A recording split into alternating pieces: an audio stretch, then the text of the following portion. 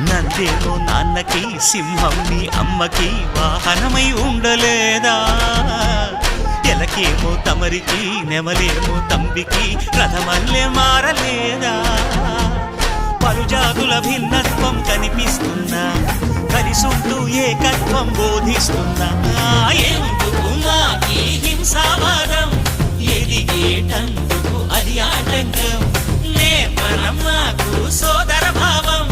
మార్పులు మాలో కలిగేలా భరోసా గం గణపతి